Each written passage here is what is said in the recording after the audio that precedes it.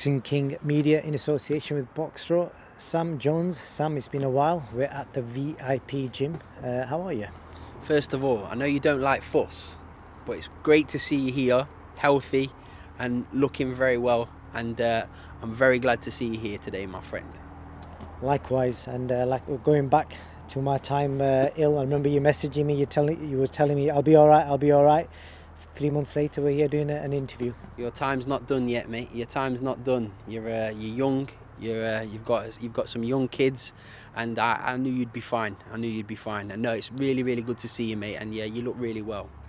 Appreciate that, man. So we're in Manchester. I think it's Astley, this area. Jack Catterall, your guy Cameron Vuong. Two of you guys doing a media workout. I've got big fights coming up. I'll start with Jack first. I'll start with the negativity. I've obviously saw a lot of negative tweets, stuff online, people saying Linares hasn't won for 3 years and he hasn't won in his last 3 fights. Yeah. You tell the fans out there, why is this the right fight for Jack Catterall, who looked amazing in his last fight? Mate, genuinely, if someone's got a problem with this fight, they can genuinely suck my Derbyshire plums. That's what they can do. So it is what it is, mate. Linares is a former 3-division world champion. He's a legend of the sport. He's coming to win. Everyone can see he's coming to win. I'm being told by people that are watching him spar, he's poleaxing sparring partners. So he's coming to win. He's coming to keep his career alive. He's going to be very, very dangerous. I just genuinely believe Jack's the best 140-pound fighter in the world, and on October 21st, they'll see why. And what are the plans for Jack post this? Because I know you're always thinking ahead as well. Yeah, it's hard to say, Go, because it's hard to not focus on what's there, but it's my job to plan for what's next. And look, we're being told that there's some big fights for Jack. I can't actually go into who, but there's some massive fights being planned for Jack after this. I remember a few years ago when Linares fought, just trying to think, I was going through BoxRec, when he beat Luke Campbell. I remember even then people were saying he's too old, but he calls you up. The whole camp. Yeah, and he won. Was living in the same house, in the same house as him, with Joyce, Salas, Linares, and it was. He's one of the best professionals I've ever been fortunate enough to be around, and I can't say I can't hold him in any higher regard than what I do. He's an unbelievable fighter, great person, and it's just unfortunate he's going to get beat by Jack on October 21st. Well, I wish you all the best with that. And Cameron Vuong, you've got him his matchroom debut. Yes. What kind of opponent is he? Because I'm hearing a lot of noise about this kid. So are you chucking him in the deep end, or is he getting matched properly? Exceptional talent. Like one of the best I've seen. I'm so excited about this kid. He's unbelievable, and everyone will see why. I can't speak too much because everyone's going to go, oh, what's he talking bollocks? Just watch him, and you'll see why this kid is going to be a superstar of the sport. Definitely, like I said, I don't think I've come across a Vietnamese. He's Vietnamese, isn't he? Half Vietnamese yes. Boxer before. Yeah, half Vietnamese. So he's a good-looking kid. He talks really well. I don't know if you've interviewed him yet, but he talks really well. He's born for this. Like you'll see some kids, they're like, oh, they don't want to be on the main cards, like the boxing show. He's been telling me, Sam, I need to be on the main card on this show. Like that, he wants people to see how good he is straight away.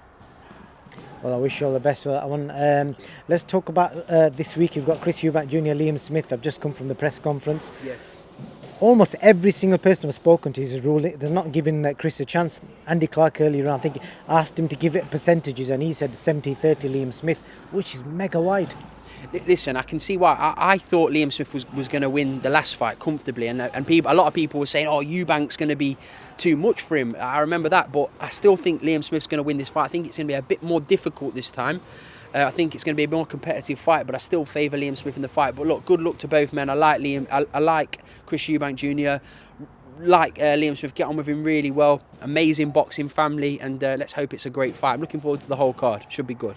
Do you think it does numbers on pay-per-view? No, not really, no. Because it was a conclusive... It's not sold out either. Do you know what I mean? The venues, they've not done amazing on the ticket front. So it kind of speaks why, because it's not a rematch we all asked for. Do you know what I mean? It's not a fault of boxers or what. It's just because we've not.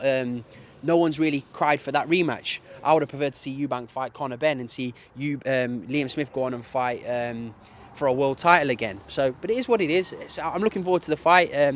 and it's a tremendous card. So yeah, looking forward to it.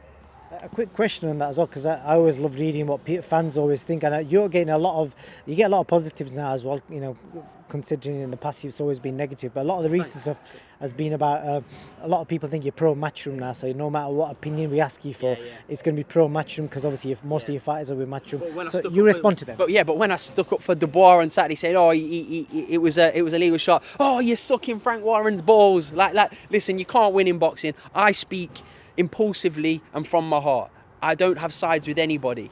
I have more fighters with Matchroom, but I also have fighters with Wasserman. I have 3 with Conlon Boxing. As I say, I'll be working with Frank Warren again. So it is what it is. It is what it is. So if people have got a problem with me and people don't think that of me, then again, suck my Derbyshire plums. Would we see you working with Boxer? Yeah, if the right situation comes on, don't see any reason why not. It's just not happened for one reason or another, but it's not because I'm against working with Boxer. I've got a very good relationship with Matchroom. I've got a very good relationship with Frank Warren, and yeah, it is what it is. But no, it's not about that. But like people, as I say, they say that change their minds. Oh, how much is Warren paying Sam for saying that? Hey, because I say how I feel. I say how I feel. It's like someone pulled me up for talking about the AJ Wilder situation the other day, saying, "Oh, Sam said AJ was gonna beat Wilder, but a week ago he said Wilder was gonna win." That's because I wake up one day and I think Wilder would chin AJ in 30 seconds, and the next day I think AJ's too big, too strong, boxed better people. Do you know what I mean? Overall, he's got much better wins on his CV than Wilder, and I thought that AJ's gonna win, and I still think that now. But I might wake up tomorrow and think Wilder will poleaxe him. So anyone's got a problem with me, they can respectfully get fucked. Yeah, so all the people out in the comments who are hammering you for being pro Matchroom, you're basically saying what you think. Exactly. And the other thing I want to speak to you about, Sam, we've all spoken about the low blow. The undercard, let's talk about the chief support. Adam Hamid made his debut. You will have seen Naseem Hamid's interview. So just tell me what you thought. Did it bring back, because I know you're a big Naz fan, did it bring back memories from the past when he saw him go off? Do you know what? Adam Hamid, Sammy, they're beautiful kids. They really are. They're an amazing family. Their bloodline, you can't get any stronger bloodline than Prince Naseem Hamid. Now, anyone that has a problem with like who he boxed, it's his first fight ever, amateur or pro. Get off his back, enjoy the ride, and if he's anywhere near as good as what his dad was, you're in for a fun ride. But I'll be supporting him. I'll be supporting him all the way, and his brother Sammy. A lot of people gave a stick for the matchmaking. Obviously, I spoke to Dominic Ingle the week before, and he pointed out saying that he's never stepped into the ring. Correct. So he's going to be fed a fighter.